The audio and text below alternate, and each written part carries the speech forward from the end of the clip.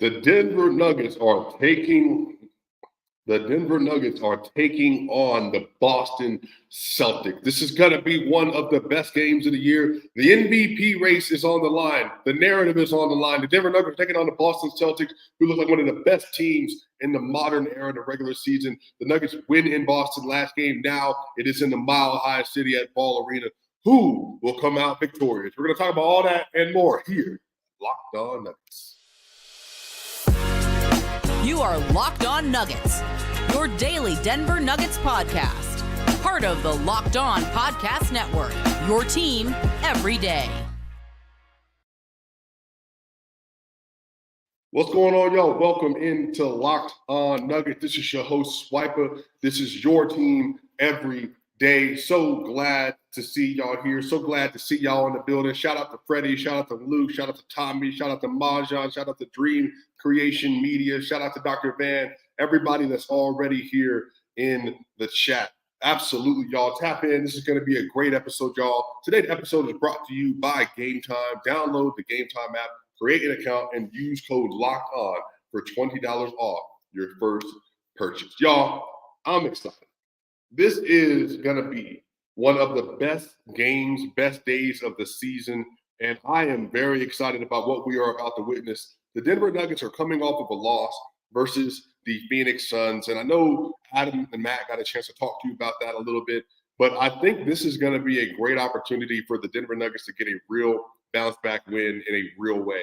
And I think this is going to be a game where you're going to have two superpowers that are going to be vying for the top of the Western Conference and Eastern Conference, the two superpowers that are both predicted to make the NBA Finals this year, and they're second to last in the last meeting of the season. And also, I want to shout out, Mun brought this up, and then now Joe brought this up. If you are not aware, Karl Anthony Towns suffered a left meniscus injury, and so he is out indefinitely. We have no idea how long he's going to be out again for, but obviously prayers up to Karl Anthony Towns. He was having an incredible year.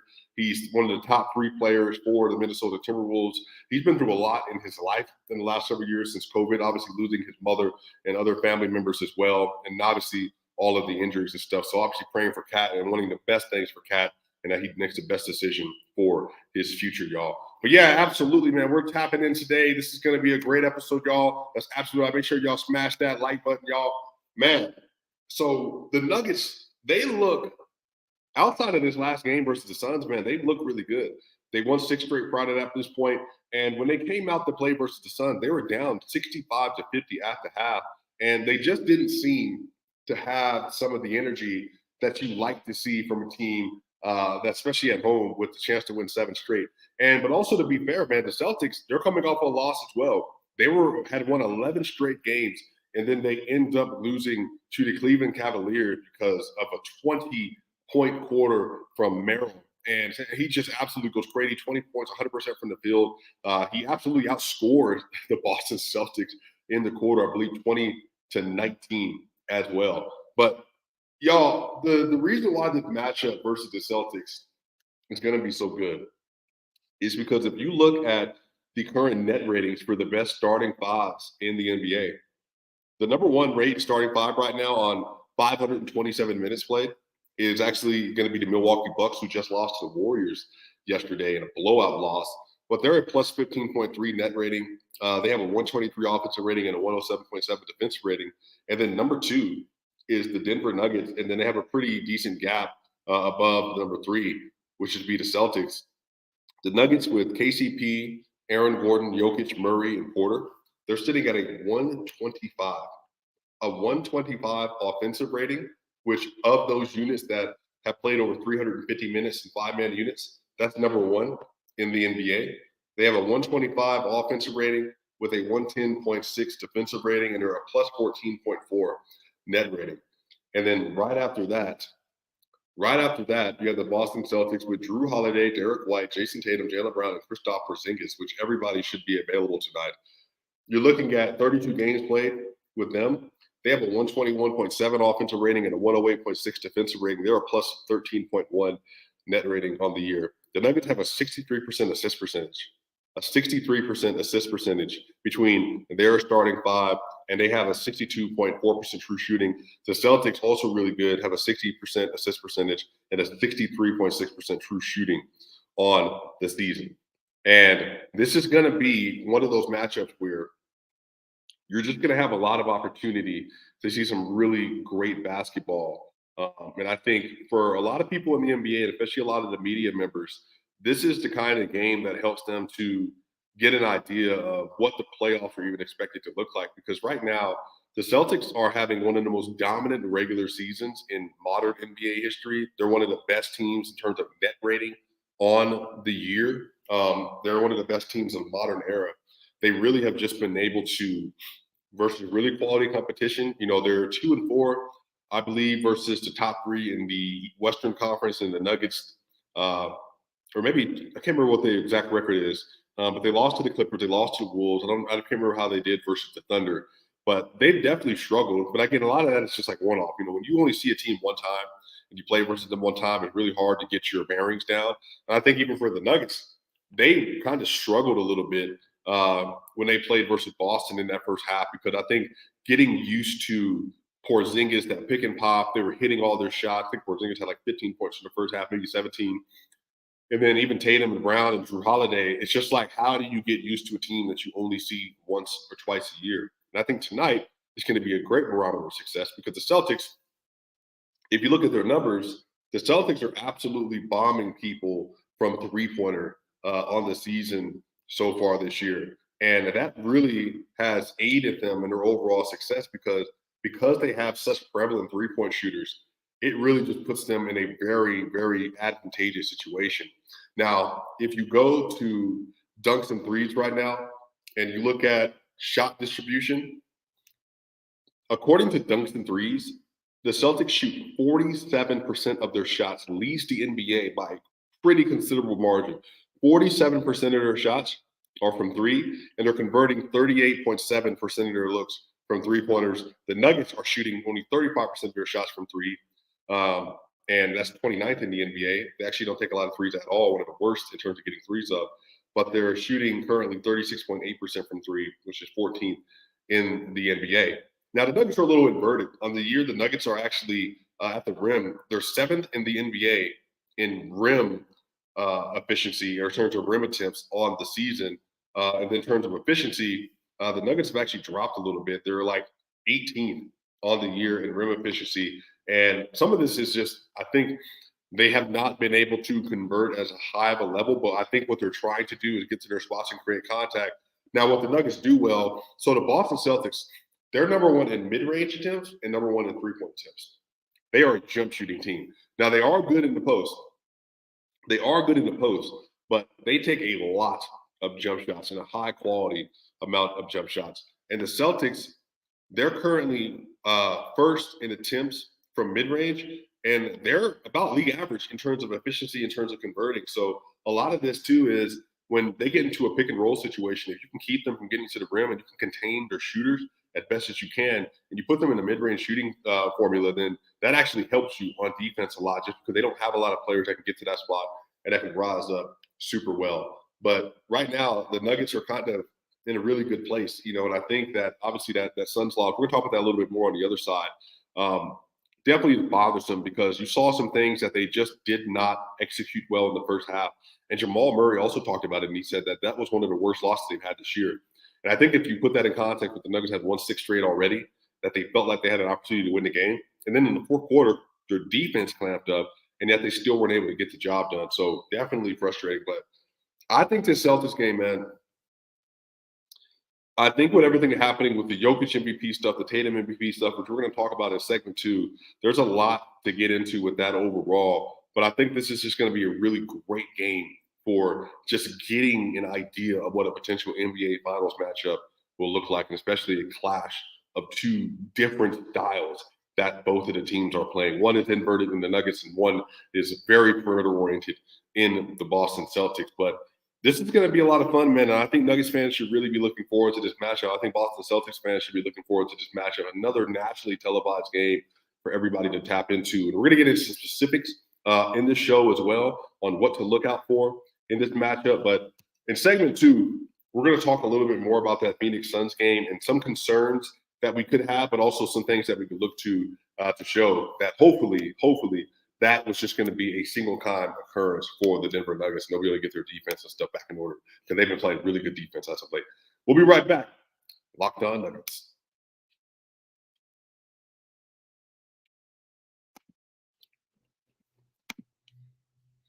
Are you the kind of driver that likes to push things a little further? You ever wonder what adventure could be around the next corner? Our friends at Nissan have a lineup of SUVs with the capabilities to take your adventure to the next level. The 2024 Nissan Rogue is perfect for city drives and great escapes. Class exclusive Google built-in is your always updating assistant to call on for almost anything.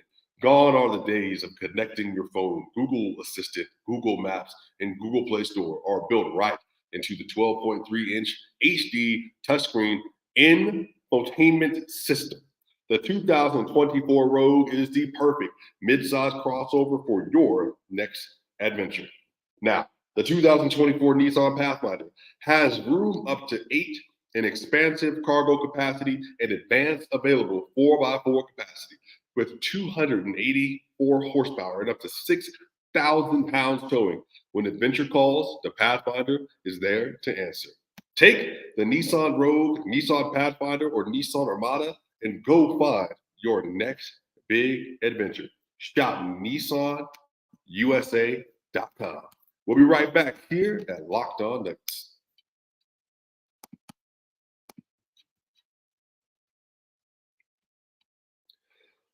What's going on, y'all? Welcome back to Locked On Nuggets. This is your host, Swiper. Thank y'all so much for being here. Make sure, please, if you are listening to this on Apple iTunes, you download it, and please give us a 5-star review. That way we can get more and more people watching the show. That really helps us out a lot.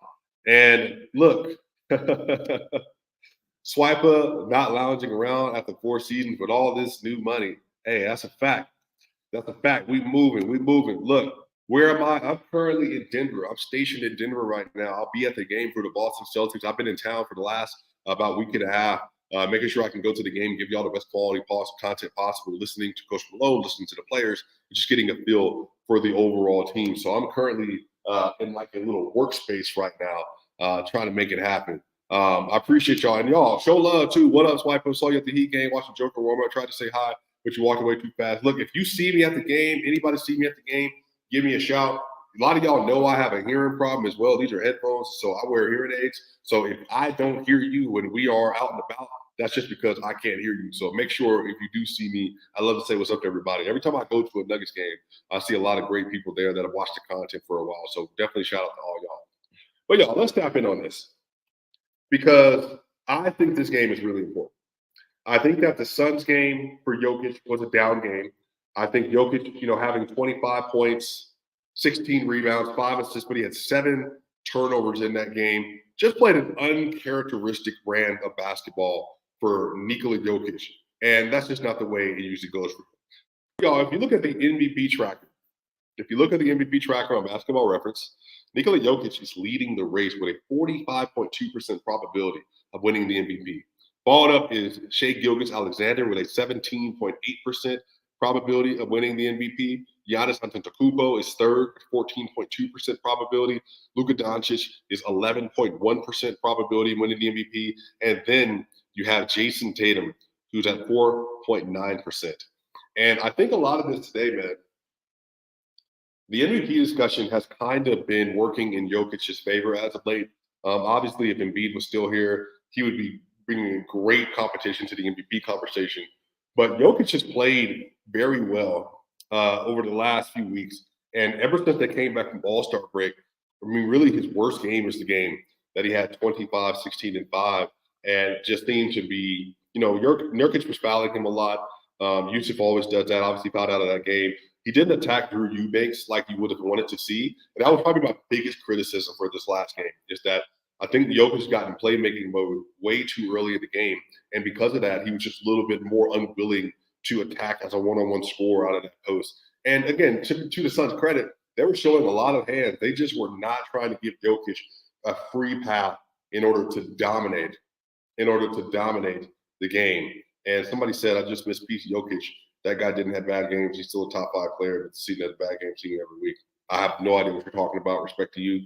Jokic has been literally incredible Jokic might have like 2, 3, like 4 bad games this year. The Clippers game when he was 9 of 32, the Houston game where he didn't shoot well. This last game, he was 8 of 18, but he still had 25, 16 to 5.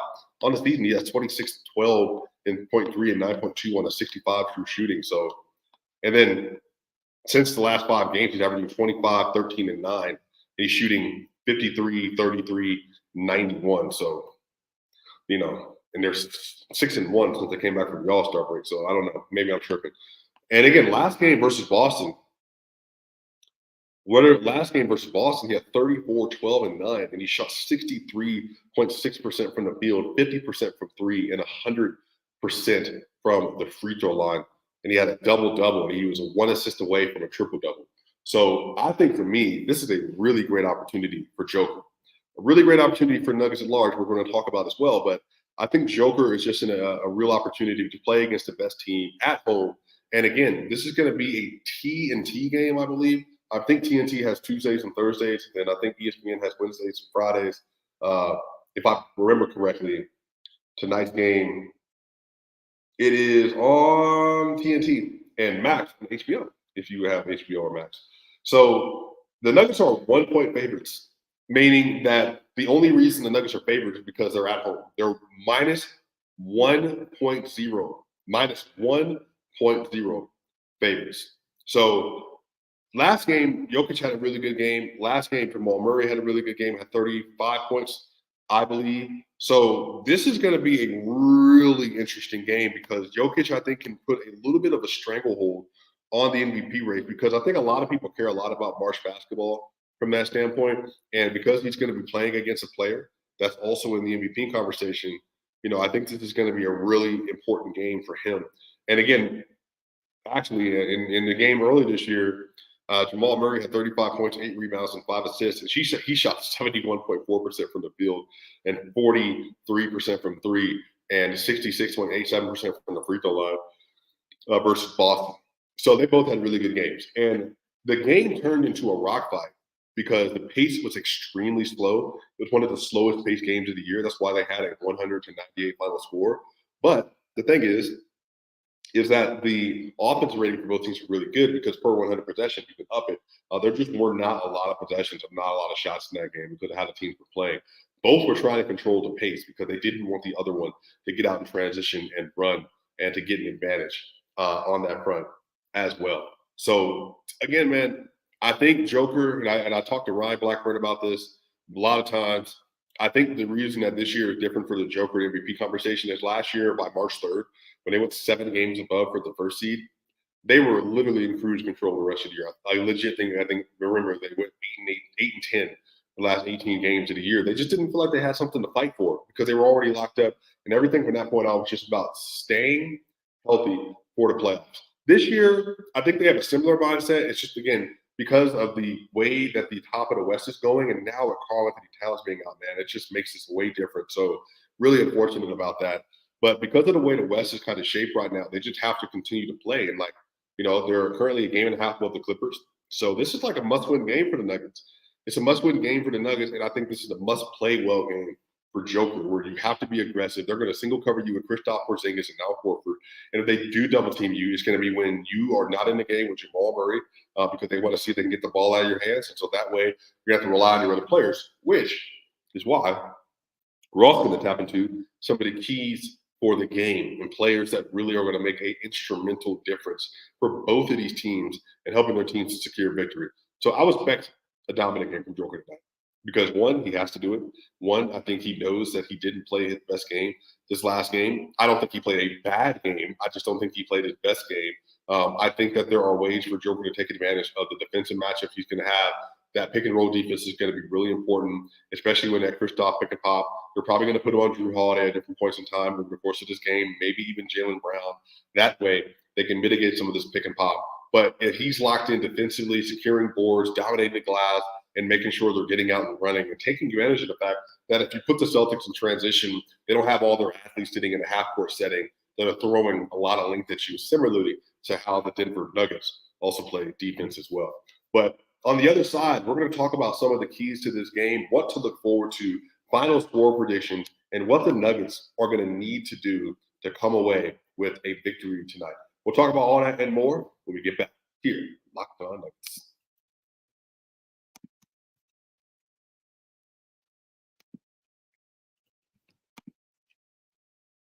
Yo, so if you're like me, you like going to concerts, you like going to events, you like going to venues, you like going to see comedy specials with Bill Burr, Dave Chappelle, and some others. But buying tickets is probably one of the most hassling experiences that you can have, just because you don't know if you're going to get a good price, if you're going to get gypped on, where you're going, the seats you're in. You just can't confirm it. But you shouldn't have to worry about buying tickets to your next big event. Gametime is fast and it's an easy way to buy tickets for all the sports, music, comedy, and theater events near you. With killer last-minute deals, all-in prices, views from your seat, and their best price guarantee, Gametime takes the guesswork out of buying tickets. Now, again, last-minute tickets, all that stuff, this is the best way for you to tap in to Gametime. So the thing is, Gametime has deals on tickets right up to the start of the event and even an hour before it starts. It's the place to find last-minute seats, find exclusive flash deals and sponsored deals on tickets for football, basketball, baseball, concerts, comedy, theater, and more. With zone deals, you pick the section and Gametime picks the seats for big-time savings. And the Gametime guarantee means you'll always get the best price. If you find tickets in the same section and rows for less, Gametime will credit you 110% the difference. So take the guesswork out of buying tickets with Gametime, download the Gametime app, create an account, and use code LOCKEDON for $20 off your first purchase. Terms apply. Again, create an account, redeem code LOCKEDON for $20 off. Download Gametime today. Last minute tickets, lowest price guaranteed. We'll be right back here at Locked On Nuggets.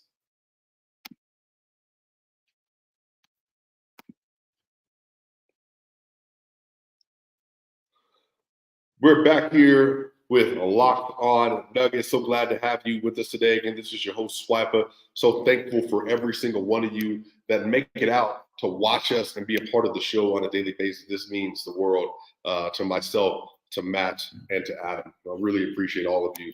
And again, if you didn't know, everybody asking, I'm in Denver currently, sitting in my little work area right now. Not too far from Ball Arena, actually. I'm about like 8 minutes from Ball Arena, if that. So it's really convenient. This work spot that I'm able to get into. But if you're going to the game tonight, let me know. Yeah, the Celtics are $200 for low-level seats. Y'all, make sure y'all check the Gametime app.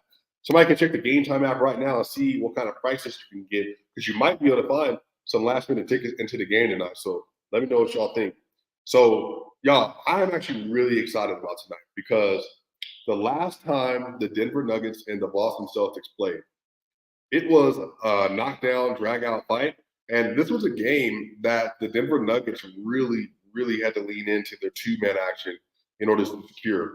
The last time these two teams played, Nikola Jokic had 35 or 34, 12 and 9. Jamal Murray had 35, 8 and 5. Aaron Gordon had 2 points, 10 rebounds. Michael Porter had 13 points and 8 rebounds. Kentavious Caldwell-Pope had 5 points and 5 rebounds. Reggie Jackson had 4 points. Peyton Watson had 9. And Christian Brown had 0. On the Celtics end, Tatum had 22, 8 and 5 on 9 of 24. Porzingis had 21, 8 and 2 on 6 of 11. Derek White had 24 points, 3 rebounds, and 5 assists. Jaylen Brown had 13 points on 6 of 19 shooting. Al Horford had 6 points and 10 rebounds off the bench. Peyton Pritchard had 3 points, and then Luke Cornett had 4 points. So the shot and the points per game, the points total were spread out for the Celtics, really stacked at the top for the Denver Nuggets. And the Celtics were very intentional about taking away the Denver Nuggets' ability to play off of everybody else outside of Jamal and Jokic. And that was on purpose. And even in the Nikola Jokic, non-Nikola Jokic minutes, Jamal Murray was really good.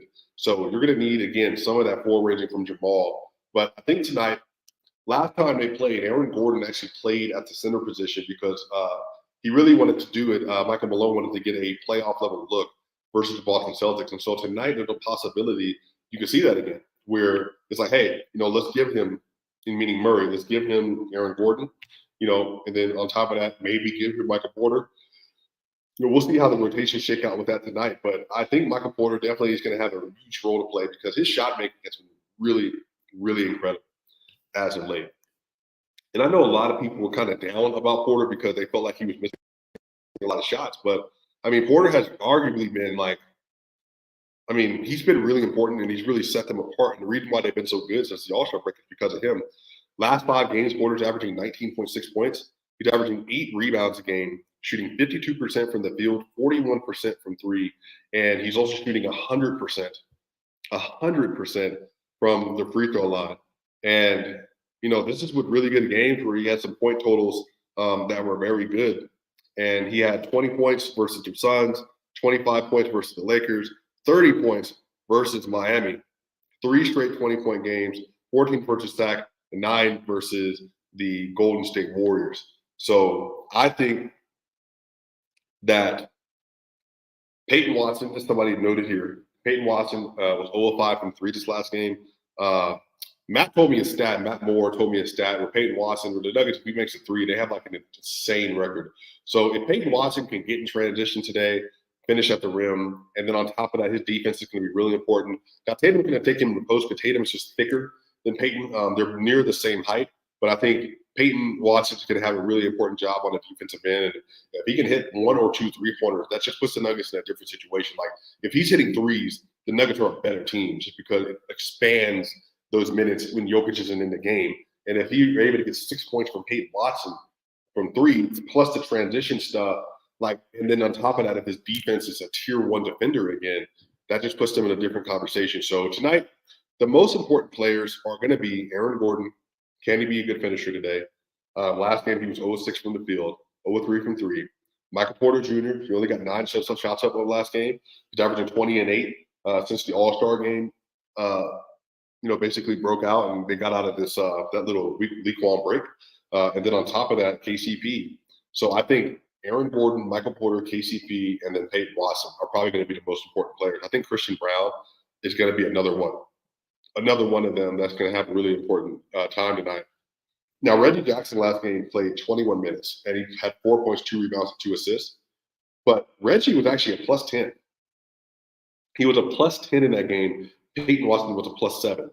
Reggie has not been playing super well as of late, but I think if he can get good stagger minutes with Nikola Jokic and be a valuable contributor as a scorer, if you can get anywhere from 6 to 8 points already, where you're shooting like 3 of 6, 3 of 7, or 4 of 8, 4 of 9, where, he's able to put up some efficient shots and be able to get to the rim and close, then that could be really good, and Monday kind of beat me to it. If not, then Justin Holiday, I think, is another affordable option for them, that if Reggie is not giving them a good enough look, they're able to take advantage of that. So I think that Peyton Watson, Aaron Gordon, Michael Porter, and KCP, I don't know how much the Nuggets are going to be able to just turn to that 2-man game tonight, and not be able to, as in they're going to be slowed down.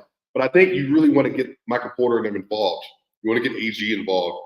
And if they're going to play Jason Tatum and Jaylen Brown, well, what I would also want to do, I want to get some switch hunts. Now, Jamal Murray was switching Jaylen Brown for Drew Holiday off him at times to get Jason Tatum on him. And that actually was working to his advantage. But if I'm the Nuggets too, I'm going to try to figure out, Jason Tatum is going to have a lot of responsibility on the offensive end. So if we can try to put him in the post versus Aaron Gordon to see if we can wear him out. Now, Tatum's one of the most well-conditioned athletes in the league, one of the strongest athletes in the league, and he's one of the most consistent athletes in the league. So all respect to Tatum, but you just want to continue to do what you can to take advantage of that. The Nuggets pick and roll defense versus the Celtics is going to be important, but the Celtics don't have necessarily an elite pull-up big. Now, the Celtics are going to probably put Jokic in some actions, but I think a lot of this is going to be trying to lead to a pick and pop instead of leading to a pick and roll where you're going to have Kristaps rolling to the rim. That will happen, but again, that's that backline defense with Aaron Gordon and Michael Porter Jr. that's going to be really important today. The Nuggets are going to have to play big. They're a big team, play big.